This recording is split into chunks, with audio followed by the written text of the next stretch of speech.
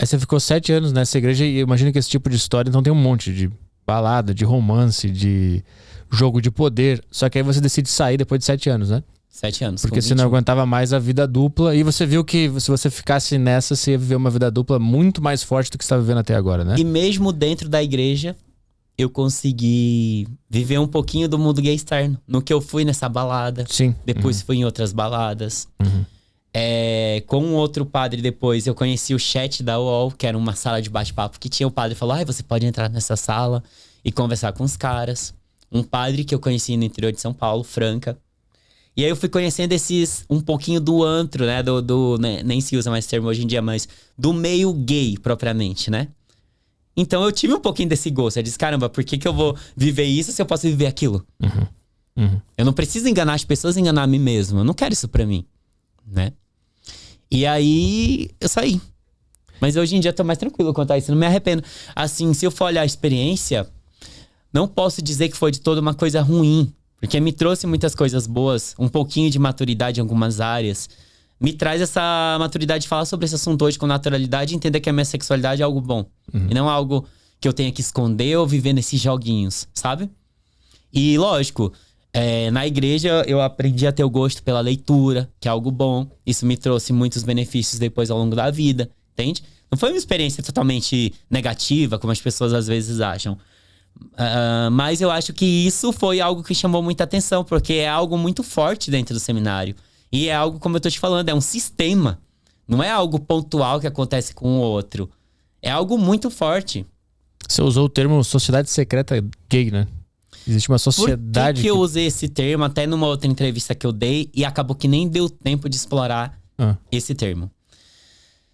É uma situação... Eu falei que muitas coisas aconteceram que são assustadoras, que as pessoas provavelmente ficariam escandalizadas ou nem acreditariam. Dentro da igreja, existe, pelo menos uma, eu sei que existe, que eu fiz parte.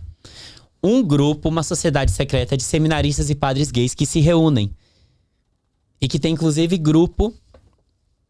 um grupo secreto no Facebook, que eu tenho... Se alguém me processar, porventura, por conta do que eu estou falando aqui, ou algo do tipo, eu printei o grupo todo como segurança. Eu gravei o grupo todo como segurança, antes de eu colocar isso no meu livro e falar agora publicamente. Existe uma sociedade, como se fosse uma seita formada por gays. Onde tem um estatuto, um documento, um estatuto. Tem um organizador, tem uma cúpula de seminaristas do Brasil todo e padres do Brasil todo, inclusive uns até que já tiveram destaque na mídia, que fazem parte de uma sociedade secreta.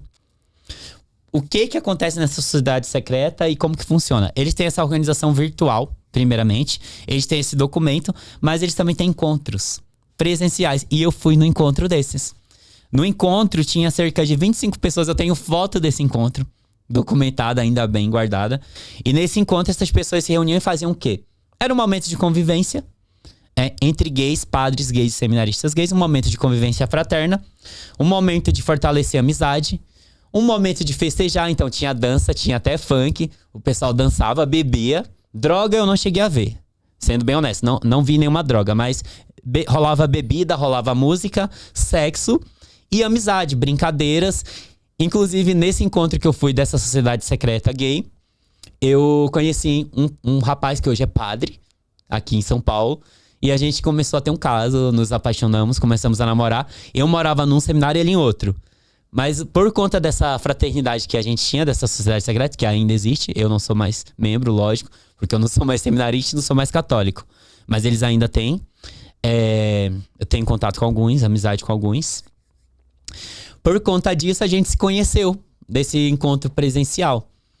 Então, quando eu uso o termo sociedade secreta gay, até usei na entrevista e não deu tempo de explicar, reforço aqui para quem for ver essa nova entrevista, é porque existe, de fato, um grupo organizado, com hierarquia, com encontros presenciais e virtuais de padres e seminaristas gays que comungam de um ideal comum, né? Que... Primeiro ideal comum, eles são gays. Segundo ideal comum, eles são padres e seminaristas. Então eles têm muitas coisas pra falar, pra tratar, pra fazer amizade, pra firmar parcerias. Isso eu acho legal até certo ponto. Porque são gays que estão vivendo em uma situação de vida escondida. Às vezes o cara tá há 10, 20 anos como padre. Ele fez isso a vida toda. Imagina um cara que tá com 45, 50 anos, largar agora a batina pra ter que começar do zero. É complicado pra essas pessoas. Principalmente pros que viveram em outras gerações onde o preconceito era maior. Então acaba que é bom que eles tenham esses encontros com outros gays. Por outro lado, eu como uma pessoa hoje liberta de dogmas, liberta do catolicismo e que vive a sexualidade de uma forma um pouco mais saudável, digamos assim, eu vejo que isso não deixa de ser ruim, não deixa de ser ruim pelo fato deles estarem ali, mais uma vez, performando, vivendo vida dupla e mostrando uma coisa para as pessoas externamente que eles não são de verdade. E por que você decidiu expor essa história toda? Vamos lá. É um raciocínio um pouco longo e complexo. Eu acho que na estrutura social, quem mais formata e quem mais põe no íntimo das pessoas o que é certo ou errado, quem mais tem poder de induzir pessoas a pensamentos e ações é a religião. A religião, eu acho que ela é o maior formatador de cultura.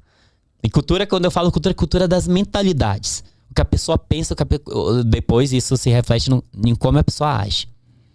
Por exemplo, o pai evangélico que quando o filho senta na mesa e é gay, eles falam que tá sentando do lado de um demônio. Eu já ouvi esse tipo de discurso. Ou o pai e a mãe que expulsa o filho ou a filha de casa porque é trans. Ou seja, a religião, a ideia de Deus, de um Deus homofóbico, que essa é a ideia que grande parte da sociedade tem, de que Deus não gosta de gay. De que ser gay ou ser lésbica ou ser trans ou bissexual é um desvio de conduta. Tá contra o que Deus sonhou, tá contra a natureza. Então, se tá contra a natureza e a natureza provém de Deus, logo isso não é de Deus. E tá na Bíblia lá.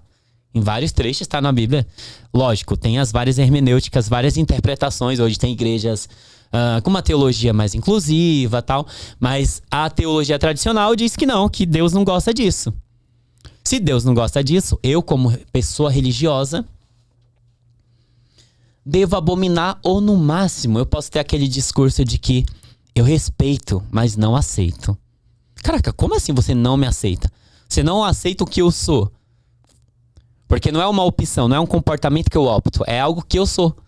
Eu, por exemplo, nunca optei em ser gay, eu não seria burro o suficiente pra sofrer preconceito. Desde a infância e adolescência eu teria optado, caramba, você é hétero. Até porque eu não tinha nem minha maturidade, minha personalidade formada. E eu já sentindo a realidade do preconceito desde a infância lá no interior do Pará, eu teria dito, não, você é hétero. Não foi uma opção. Não é um comportamento. Um comportamento que eu posso mudar. É algo que faz parte de mim. Entendeu? Então, a religião diz que tá errado. E a religião é quem forma a cultura. Se não fosse a religião, colocando isso na cabeça de grande parte da sociedade, e a nossa sociedade brasileira é majoritariamente cristã e católica ainda, daqui a pouco será majoritariamente evangélica, daqui a talvez algumas décadas, mas ainda é católica. Logo, se eu quebro as estruturas que formam essa cultura de mentalidades, se eu mostro que nessa cultura, nessa estrutura tem defeitos e tem incongruências, é uma chance de combater o preconceito de forma minuciosa. O meu livro, ele é apenas uma pedrinha na construção de uma sociedade que ela vem sendo, nos últimos 20 anos principalmente, ela vem sendo formatada de uma maneira de pensar a realidade e a diversidade de uma forma mais aberta. Então, se eu começo a quebrar o preconceito religioso, eu melhoro a estrutura da mentalidade das pessoas, eu melhoro a cultura. Eu ir na Paulista pegar um cartaz e gritar contra o preconceito, isso é importante, é salutar, isso muda, também ajuda a mudar, mas eu ajudar a transformar a mentalidade através da cultura, e aqui falando de um livro, através de escrever e registrar isso na história, talvez daqui a 100 anos, talvez meu livro não tenha nenhuma importância esse ano quando eu lançar. Poucas pessoas comprem, mas talvez daqui a muito tempo alguém pegue e leia, caramba, olha, isso aqui tá documentado, alguém documentou isso vai ser importante pra história, sabe? Da comunidade LGBT e da própria religião, para que a religião é importante socialmente, a gente sabe, por muitos aspectos ela acaba importante. Por outro lado, também ela é ruim, né? Na história a gente já viu que ela pode ser usada e manipulada de uma forma bem negativa. Mas se eu começo a mudar as ideologias, as estruturas que formam o pensamento religioso, talvez o mundo daqui a 50, 70, 100 anos ele seja um pouco menos preconceituoso e um lar melhor para os gays que ainda nem nasceram. Você acha que expondo essa contradição, isso pode acontecer? Esse preconceito da sociedade pode diminuir? Se ela souber o que acontece por trás dos panos? Se ela souber que a realidade não é o que é pregado, isso contribui sim. Uhum. Porque se eu prego uma coisa e isso não se estrutura em fatos, o meu discurso ele fica vazio. E discursos vazios não motivam pessoas. Se eu tenho um discurso que não tem nada a ver com a minha prática, eu desmobilizo pessoas a acreditarem em mim no meu discurso. O meu discurso se enfraquece. Então, se a instituição diz que ser gay é errado, caramba, mas como assim gay é errado? Boa parte do clero tem vida dupla e vida sexual ativa. Então, não faz sentido o discurso da Igreja Católica no século XXI, por exemplo, proibir camisinha.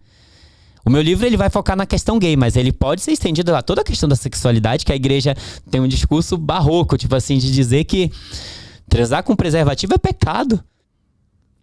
Ou que até para um casal hétero.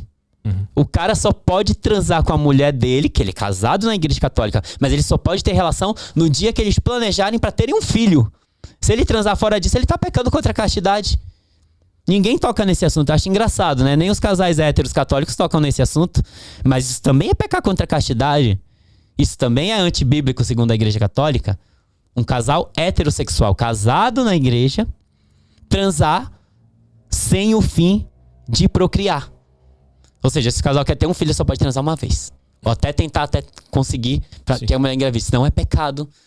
Você vê que isso é tão bizarro, isso é ridículo. Isso chega a ser ridículo falar uma coisa dessa. E alguém supor acreditar que um cara vai ficar casado 20, 30 anos e vai ter relação 2, 3, 5 vezes com a esposa.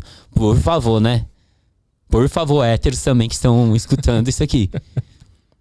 Por que a lei só vale para os gays? Então, para quebrar toda essa hipocrisia que circunda não só a questão gay, mas toda a questão da sexualidade e catolicismo romano, é importante várias pessoas. Eu tô fazendo esse pequeno movimento. Vem outro ali e faz. E a gente constrói um grande movimento. Daqui a décadas, talvez vai ser significativo para outras gerações. Mas alguém tem que, como dizem, dar a cara a tapa. No Brasil não tem nenhum livro que fale disso ainda. Vai ser, se alguém não fazer antes, não sei. Mas vai ser o pioneiro, é o primeiro que toca nessa ferida. Que precisa ser falado, tratado. Com naturalidade. Eu não pretendo que todos os gays larguem a batina, que comece uma caça às bruxas. O que eu pretendo, no fundo, é que a igreja trate a humanidade com sensibilidade. Os seres humanos como seres humanos. E não de uma forma robótica e irreal, porque, logicamente, não está funcionando.